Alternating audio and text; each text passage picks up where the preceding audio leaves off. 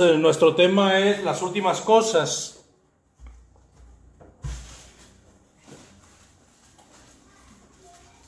He estado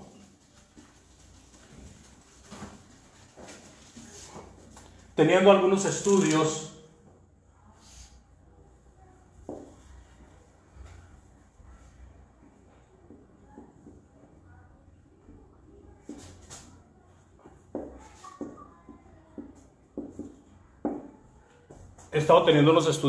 por internet. Esa es la ventaja de tener internet, de que puede uno transmitir dentro de la casa sin tener que salir. Y debido a la pandemia, pues fue una actividad muy buena. Yo ya la estaba ejerciendo, pero aprendí muchas cosas porque no es lo mismo un mensaje por semana a 4 mensajes o 5 mensajes por semana. Y entonces ejercité mucho el asunto de predicar en vivo o de hablar en vivo, de estar en vivo, de tener reuniones en vivo, ¿verdad? Esto me dio la oportunidad y me da la oportunidad, porque todavía voy a seguirlo haciendo si Dios lo permite.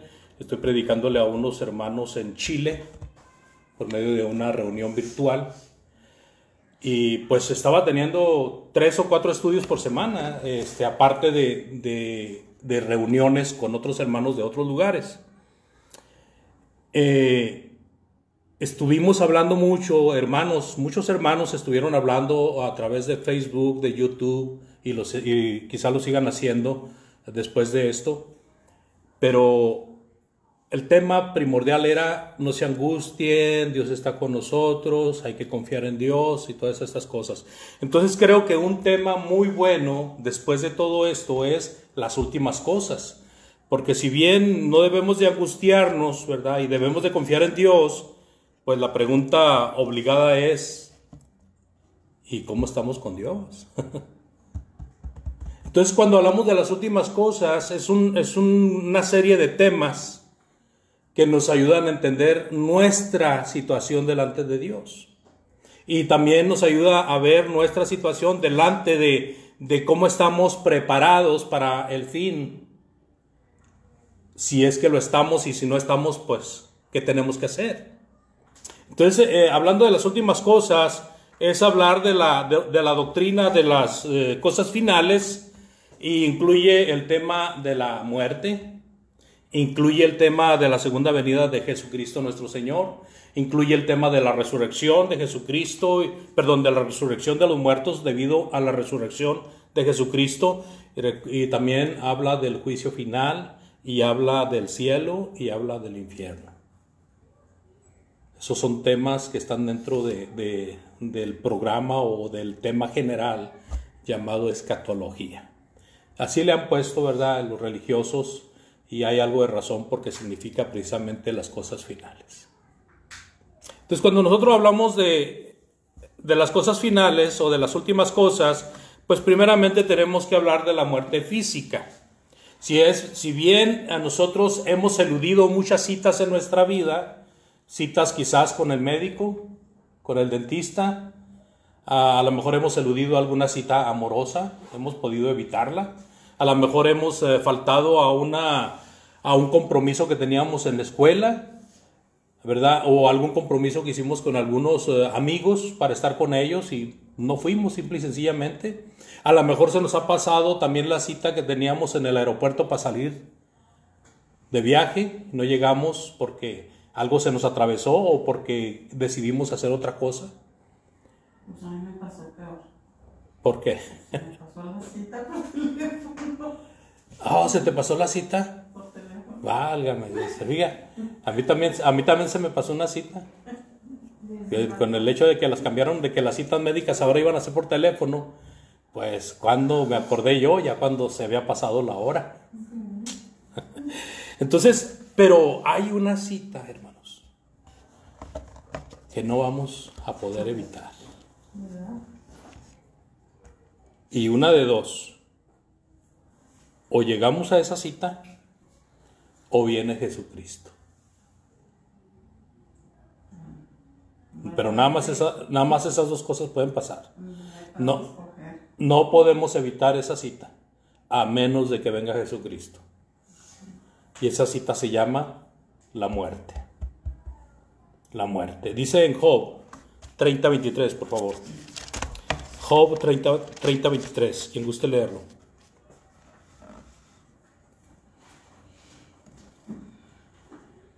¿Cómo dice ahí? Job 30:23. Yo sé que me conduces a la muerte y a la casa donde va todo ser viviente. Job estaba consciente dentro de su angustia, de su sufrimiento, estaba consciente de que había una cita que no podía evitar, y era llegar a la casa que Dios tiene determinado para todo viviente. Y esa casa se llama Hades, a la casa donde van los espíritus. ¿Después de qué? De que mueren. ¿Usted sabe qué es la muerte física? Nos hemos puesto a pensar qué es la muerte física. Bueno, la muerte física es cuando morimos nosotros, o que nos matan, o... ¿Pero qué es? O sea, ¿cómo podemos explicar qué es lo que pasa para que determinemos que es una muerte física? ¿Mande? que no hay esperanza. El cuerpo deja de funcionar. El cuerpo deja de funcionar. ¿Y cómo vamos a saber que el cuerpo dejó de funcionar? Y luego todavía para asegurarnos ponemos un cerillo así enfrente de la boca de la persona, ¿verdad? Para ver si no se mueve la llamita. O ponemos un espejo a ver si no lo llena de vaho. Dios lo describe de la siguiente manera. Para usted póngale una marca a este versículo, porque este versículo dice claramente lo que es la muerte. Santiago, por favor. Santiago capítulo 2, versículo, parece que es el 26. Santiago 2.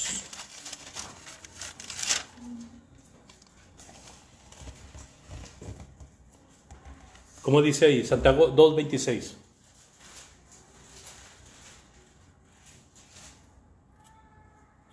Porque como el cuerpo sin espíritu está muerto, así también la fe sin obras está muerta. Santiago tenía un conocimiento revelado por Dios de lo que era la muerte, de tal manera que lo podía citar como referencia y no necesitaba explicarlo, sino que lo estaba usando nada más como una ilustración. Así como el cuerpo sin espíritu está ¿qué? Muerto, y luego quiere ilustrar, ¿qué quiere ilustrar Santiago? Así también la fe sin obras está muerta. Pero ¿qué es la muerte física entonces? Cuando el espíritu se separa del cuerpo.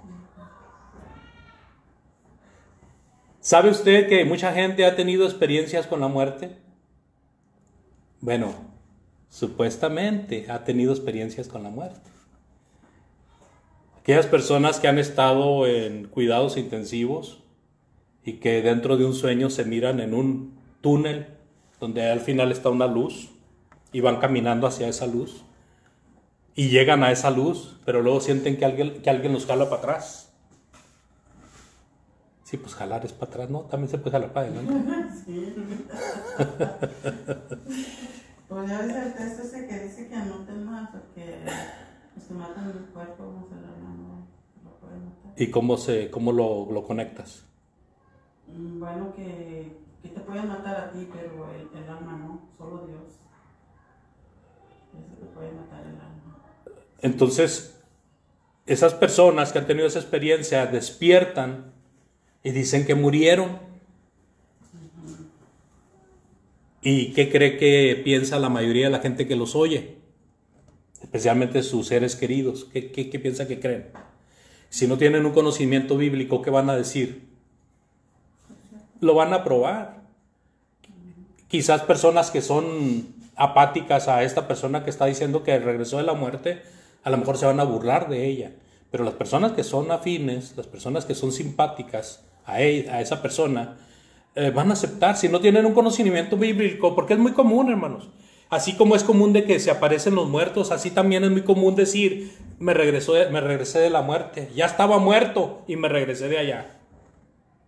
Eso es falso. Es completamente falso. Y yo creo que lo que mi esposa quería ilustrar ahí es que cuando nosotros estamos en una situación semejante y tenemos ese sueño, tenemos que meditar. Dios tiene control sobre el espíritu. Y si Dios decide que el espíritu se separe del cuerpo, el ser humano no puede hacer nada para regresarlo. El ser humano no puede hacer nada para regresarlo. El espíritu, cuando Dios determina la vida de una persona, se separa el espíritu de esa persona y esa persona es declarada muerta. Ahora, hay muchas personas que han sido declaradas muertas sin estar muertas. Y esas personas despiertan y dicen y cuentan, y luego médicos apoyando esa teoría de que regresaron del más allá. Pero si nosotros leemos la escritura detenidamente, nos vamos a dar cuenta de que los muertos ya no regresan. Cuando la muerte es decidida por Dios, ya no hay.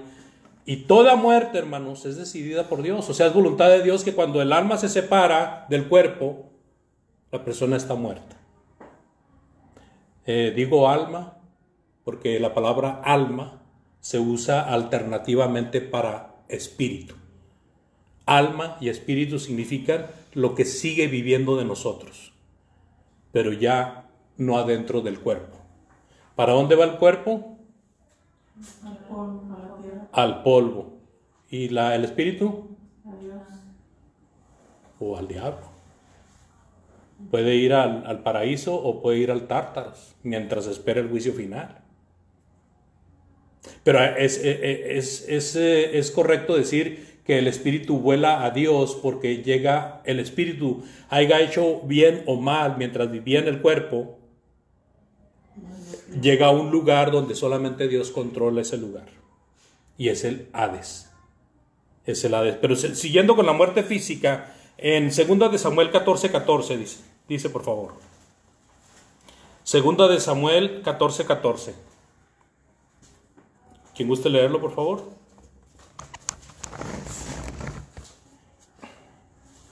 Todos de cierto morimos y somos como agua derramada en tierra que no puede volver a recogerse.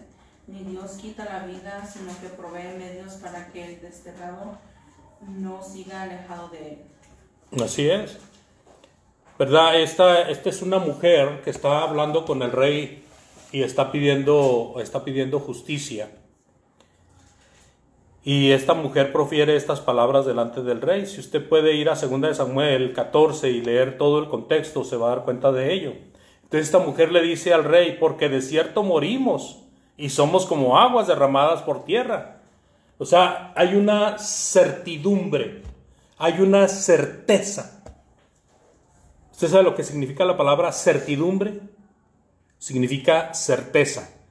¿Y qué significa incertidumbre? Lo contrario de la certeza, no se sabe. Incertidumbre es no se sabe, no sé. Entonces cuando hablamos de la muerte, así como esta mujer lo está citando, es porque tiene la certeza de que va a morir. Y eso es algo como cuando el agua se derrama, así viene la muerte y no se puede. Si el agua se derrama en la tierra, ya no se puede juntar, hermanos. Si el cuerpo se muere, ya no se puede revivir. Ya no se puede juntar ese cuerpo.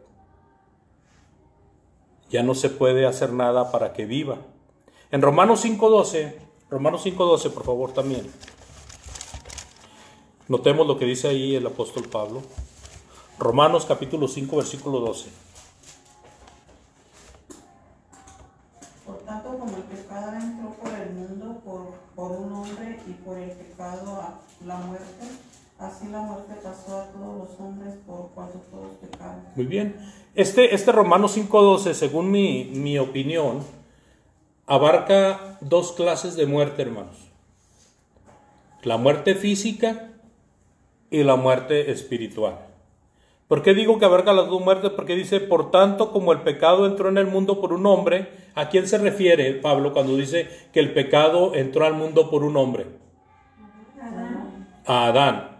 Y luego dice, y por el pecado la muerte. ¿Qué le pasó a Adán inmediatamente que pecó? Murió espiritualmente, fue echado de la presencia de Dios. Entonces esa fue la muerte espiritual. Pero también debido a la desobediencia de Adán, se sentenció a todo ser humano a llegar a un día final de su día sobre la tierra.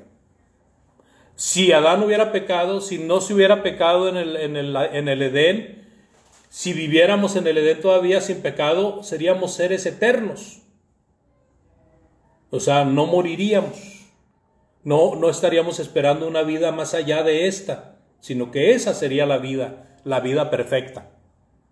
Pero como el pecado vino, entonces el hombre se apartó espiritualmente de Dios, fue apartado de la presencia de Dios y se le sentenció a tener un fin de días.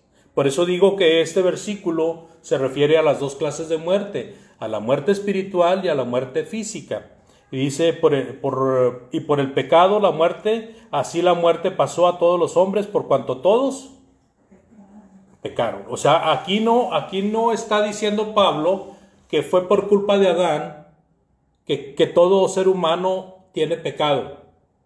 No está diciendo a Pablo que por culpa de Adán toda persona muere espiritualmente o va a morir físicamente. No está diciendo eso Pablo, sino que dice, así como éste pecó, así mismo todos pecaron. ¿Verdad? Ahora yo pregunto, porque fíjese que hay mucha gente que dice, bueno, si yo me porto bien con Dios, si yo hago el bien, si yo me porto bien con mi familia, si soy caritativo, si soy servicial, yo no tengo pecado delante de Dios. Pero la palabra sentencia, hermanos, y lo sentencia con toda sabiduría. Todos hemos pecado. Entonces, una persona que cree que puede justificarse a sí misma está pecando delante de Dios. Porque ¿quién es el que justifica delante de Dios? ¿Quién es el que justifica? ¿Mande? Cristo. Nosotros no podemos justificarnos a nosotros mismos, sino que Cristo es el que nos justifica. Sí. O sea, nosotros somos pecadores por naturaleza y no dude que aunque no tengamos conciencia de pecado en determinado momento de nuestra vida, hemos pecado. De pensamiento, de acción o hasta por dejar de hacer cosas. Por omisión. ¿Sí? Entonces, si la palabra de Dios sentencia que toda persona ha pecado, es porque así ha sido. Entonces, en determinado momento de nuestra vida, cometemos pecado. Pero gracias a Dios que envió a su Hijo para que por medio de Él podamos tener vida. Pero hablando de la muerte, en Hebreos 9:27 también leemos, por favor, Hebreos 9:27. ¿Cómo dice Hebreos 9:27?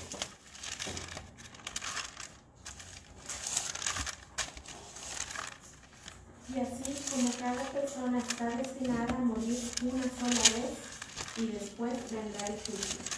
Sí, este versículo es muy solicitado cuando se refiere uno a la muerte física, porque no es un deseo humano y no es un plan de alguien que se le ocurrió, sino que es algo que Dios ya estableció.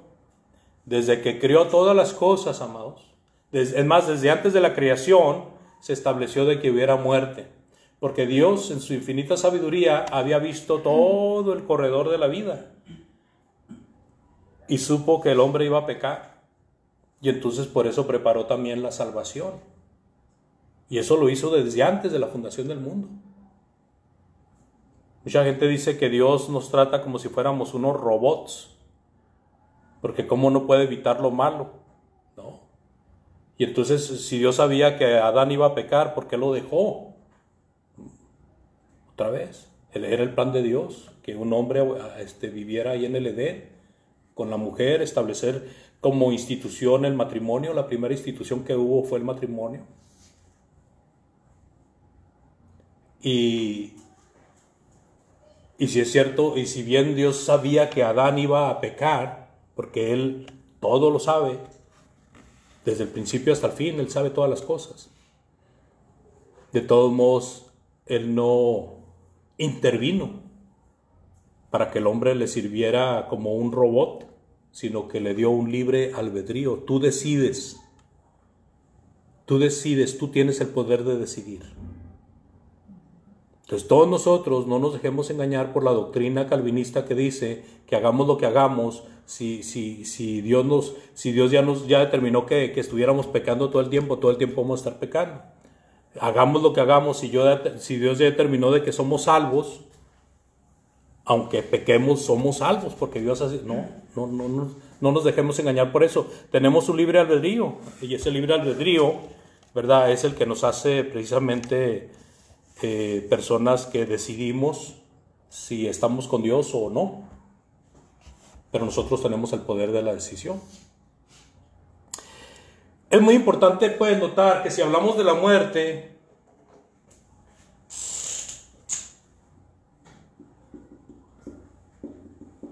sepamos que hay una brevedad de vida.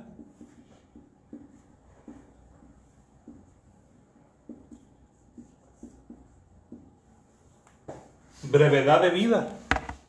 O sea que pensamos en la muerte, pero puede ser que nos estemos engañando pensando, sí, pero pues de aquí a que me muera. ¿Ya? Tengo 20 años, todavía me faltan como 60. ¿Ya? Tengo 60 años, todavía me faltan 20. Imagínense. Dios nos pone a recapacitar de que nuestra vida es breve. Duremos un día o duremos 100 años. Nuestro tiempo por esta vida es breve, hermanos. ¿Por qué?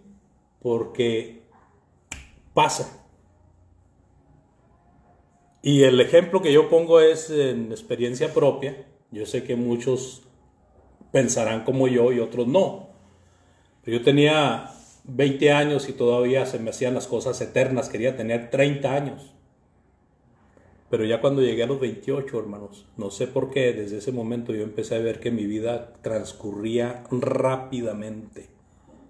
Como que de los 28 años para adelante se me empezó a acelerar la vida. Y los días no me alcanzaban para hacer las cosas que quería hacer. Así de que se me hacía bien cortito el día.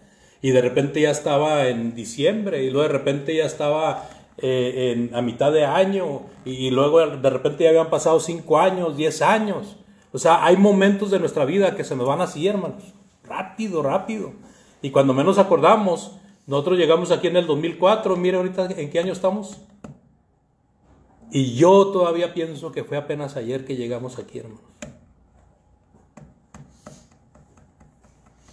15 años. Y eso lo acepto porque ahora cuando fuimos a México, el año pasado que fuimos a México, pues sí vi muchas cosas cambiadas. Dije, no, sí, aquí se nota que ha pasado el tiempo. Pero ¿dónde quedaron esos 15 años? Entonces la vida es breve, hermanos. Es breve. Y esto es una parte muy importante para que nosotros meditemos. ¿Cómo estamos viviendo nuestra vida? Eclesiastés 8:8, por favor. Eclesiastés 8:8, ¿cómo dice?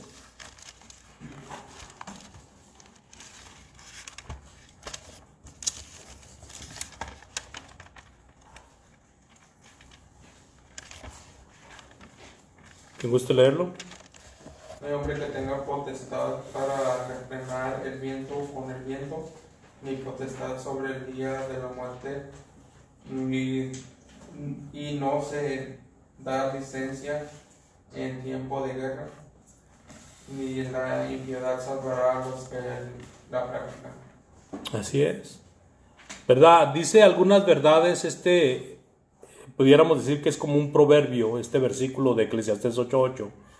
Y entre esas verdades dice que no hay hombre que tenga potestad sobre el espíritu para retenerlo. Ahí dice en la versión que leyó Octavio, dice el viento, para detener el viento. Las dos cosas no las puede detener el hombre.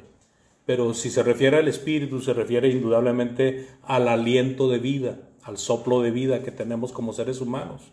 Entonces no hay hombre que tenga poder para detener el espíritu. Usted habrá visto películas o revistas donde una persona está tendida en la cama, ¿verdad? Y está su cuerpo levantándose así, y la persona está en la cama, entonces su cuerpo está levantándose, supuestamente su espíritu, y la persona, también unas manos espirituales están jalando a la persona para abajo, para que se meta al cuerpo otra vez. O sea, eso es un símbolo de tratar de retener el espíritu. No hay tal cosa, hermano, no podemos retener el espíritu. O sea, cuando el espíritu se va, se va. No hay con que me voy a ir, bueno, voy a esperarme un ratito todavía. No, cuando el espíritu se va, se va. Punto. O sea, muchas veces estamos moribundos y nos ponemos bien de repente, por la simple y sencilla razón de que nuestro espíritu nunca se fue del cuerpo. Nunca se fue del cuerpo el espíritu. Vamos a dejar aquí una pausa por si quieren comentar algo, por favor, con toda confianza. Hermano, aquí dice, nadie puede retener su espíritu y evitar que se marche. Entonces, como usted dijo antes, de esos que dicen que me morí y regresé, y entonces no puedes evitar que ya se marchó, ya se fue. Sí, sí, y muchas personas piensan que cuando están moribundas es porque su espíritu se está yendo y está regresando. No. Están moribundas porque todavía el espíritu está ahí. Y si llegan a alivianarse es porque el espíritu nunca se separó del cuerpo. Pero puede uno tener la sensación de que, si uno, simplemente, mire, ¿quién ha experimentado desmayos? Usted ha experimentado desmayos, hermana Cecilia? Aquí tuvimos una hermana que era especialista en desmayarse, ¿verdad? Se desmayaba enfrente de los... de repente, y estaba colorada y se desmayaba, y ¿cómo que no cambió de color? Qué curioso, ¿no? Pero ahora la pregunta es, ¿quién se ha desmayado por no tener aire, no poder respirar? Yo me llegué a desmayar 2 o 3 veces en mi niñez porque no podía respirar. Se me nublaba todo y pum, me caía.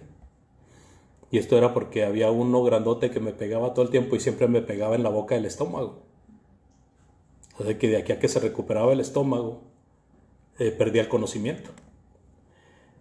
Simplemente cuando uno se desmaya, uno puede sentir que se le va el alma. Pero no es cierto, o sea, nada más una sensación. Es una sensación porque algo diferente pasa en su cuerpo. ¿Sí me explico? Pero no es cierto, el alma está ahí, el espíritu está ahí. ¿Verdad? Salmo 90:10, por favor. Salmo 90:10, ¿cómo dice?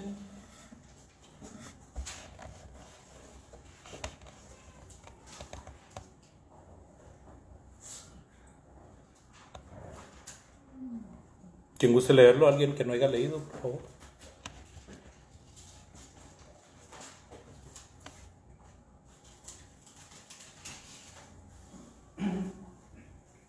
Los días de nuestra edad son 70 años, y si en los más robustos son 80 años, con todo su fortaleza es molestia y trabajo, porque pronto pasan y volamos. 70 años, ¿se le hacen muchos? 80, ¿son muchos? Dice, con todo esto pasa y volamos, ¿verdad? Eso es la brevedad de la vida, hermanos.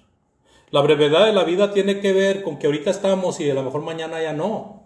La brevedad de la vida tiene que ver con el hecho de que nos puede pasar un accidente. La brevedad de la vida está con el hecho de que podemos tomar un virus o agarrar un virus y morirnos por algún virus mortal.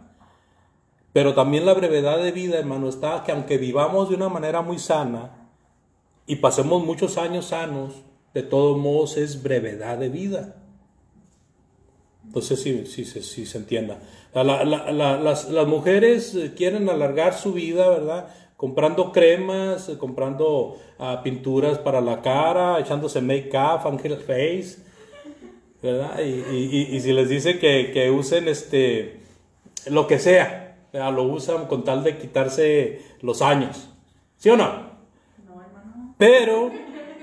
Pero no pueden hacer nada para agregarle años a su vida. El hombre, ¿verdad? Sale y camina y luego de repente empieza a correr y luego se pone a hacer pesas y no, que ahora sí voy a comer bien, ¿verdad? Y empieza a comer pura cosa nutritiva. Por más que se esfuerce, y no quiero matarle el avión a nadie, ¿verdad? Hagamos vida saludable, aunque se los digo yo y no lo hago, pero es correcto. Pero por mucho que nos afanemos, no podemos alargar nuestra vida. Sigue siendo una vida breve, ¿verdad? Por eso dice en Mateo 6:27, por favor. Mateo 6:27. ¿Cómo dice? Mateo capítulo 6, versículo 27. ¿Y quién de vosotros podrá por mucho que se afane añadir a su estatura un codo? ¿Sí? ¿Verdad? El afán y la ansiedad son pecado. El Señor Jesucristo dice, no os afanéis, ¿verdad? ¿Qué has de comer? ¿Qué has de vestir? ¿De dónde vas a vivir? Esas cosas, dice, son los que buscan los gentiles. Tú no te afanes por eso. Y luego aplica el dicho de ¿quién de vosotros, por más que se afane, puede añadirle a su estatura un codo? O sea, ¿quién? Si ya es de consistencia de una estatura estándar, ¿verdad? Como nosotros, que somos de estatura estándar. Por más que nos afanemos, nunca vamos a llegar a ser así tan grandes como muchos de los norteamericanos o de los afroamericanos. No, por más que nos esforcemos, nunca vamos a llegar a ser más grandes que ellos. O sea, ¿quién, por mucho que se afane, puede agregarle un codo a su estatura? Un codo era precisamente de aquí hasta aquí, que vendría siendo como cerca de medio metro. ¿Quién puede añadirle medio metro a su estatura? Nadie, por más que se afane, ¿no? La estatura a la que llega es la estatura a la que va a tener nomás. Que hay unos más altos, otros más chaparros, no cabe duda que sí, pero no podemos añadirle más estatura a nuestra vida. Entonces, asimismo, no podemos agregarle más vida a nuestra vida, porque sigue siendo breve. Entonces, ahora, cuidémonos, ¿verdad? Si dormimos bien, si comemos bien, lógicamente que vamos a durar más días saludables, ¿verdad? Y si respetamos a nuestros padres, si respetamos a nuestros hermanos, si amamos a Dios, si somos fieles con Dios, tenemos garantía de que vamos a vivir más tiempo que otros que andan en el mundo exponiéndose a los balazos, ¿sí? O a las drogas. Sin embargo, sigue siendo brevedad de vida. De todos modos. Santiago 4:14, este es el último texto y con este nos vamos para ir meditando en ello. Santiago 4:14, por favor.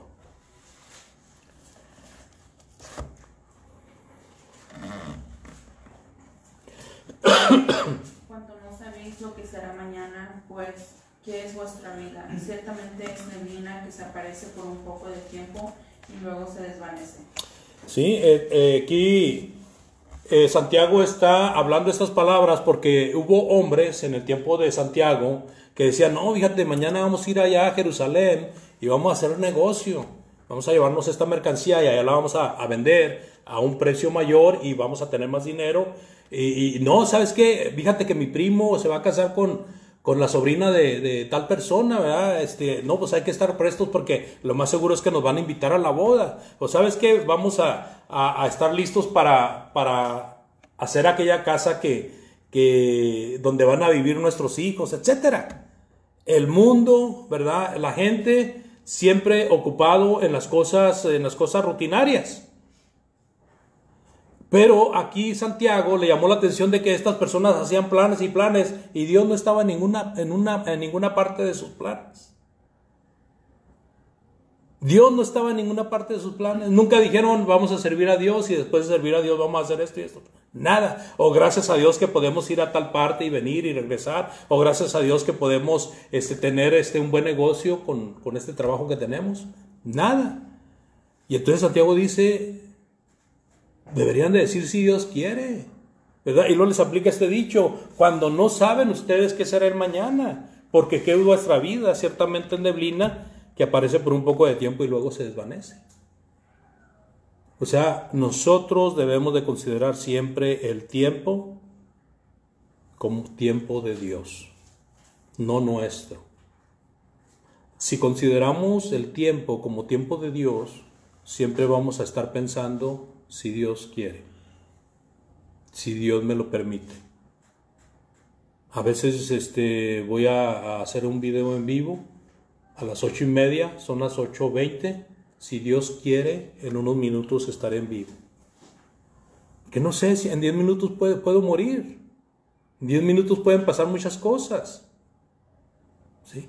El tiempo no es nuestro, hermanos. El tiempo es de Dios. Eso es sumamente importante. Entonces, cuando veamos la brevedad de la vida, aprendemos a respetar el tiempo, porque el tiempo no es nuestro. Yo les agradezco su atención en esta ocasión y vamos a estar ahí arriba con nuestros hermanos para despedirnos. Pero antes de eso, pues Octavio, nos diriges una oración, por favor. Y seguimos con esto para la semana que entra, por favor. Adelante, Octavio.